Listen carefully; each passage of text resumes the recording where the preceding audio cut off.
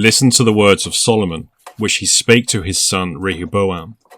The fear of God is the beginning of wisdom, but the end of wisdom is the knowledge and love of him, who is the source of all good and the reason supreme, whence all things do proceed. Adonai had passed an eternity in heaven, and then created man. So a time on earth is given to man to comprehend Adonai. In other words, the knowledge which man attains concerning the Supreme Being springs from the faculties which have been bestowed upon him at his creation, in order that he might in turn formulate an image of the Being who has sent him into this world. By intelligence, man conceives the ideal of God, and by will he should turn to good works. But human will, when without works, is dead, or at any rate is only a vague desire. The same is true of a thought not expressed in language. It is not a word, but only a dream of the intelligence.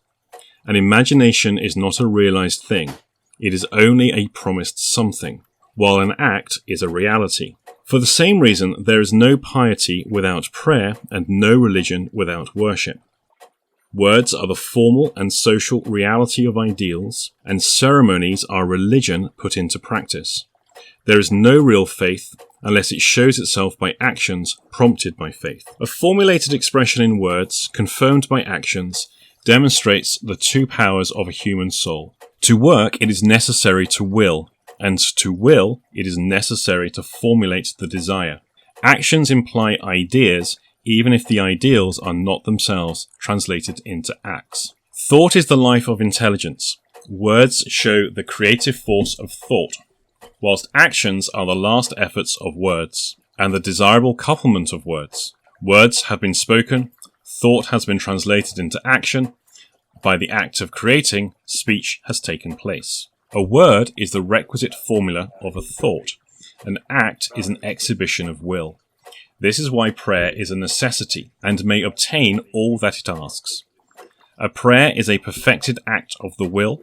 It is a link connecting human words with the divine will. All ceremonies, consecrations, ablutions, and sacrifices are prayers in action, and are symbolic formulas.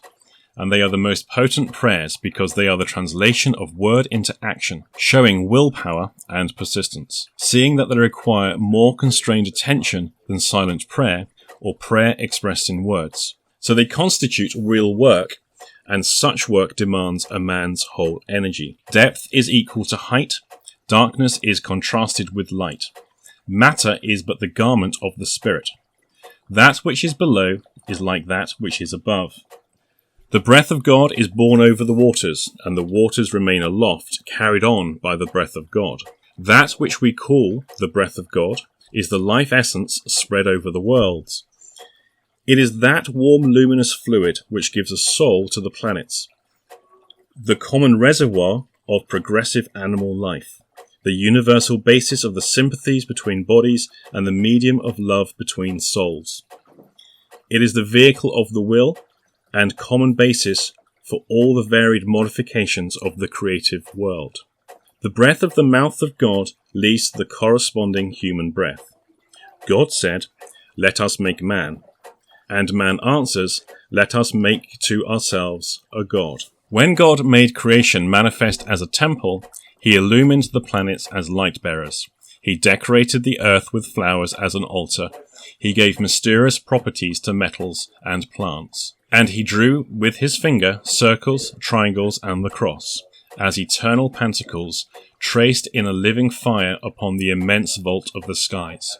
The Magus should imitate his God upon this earth, his dwelling. Know, will, and act. These are the three essentials for sacerdotal and royal high magic. Matter and form are instruments placed in the power of the Magus. His acts should be dependent on the word, and so shall none of his deeds be lost, and his teachings shall be preserved. You then who desire to understand the mysteries of this science, and to perform marvels, consider and tremble, lest you have as yet failed to attain the knowledge and wisdom. For if so, you stand on the brink of an abyss.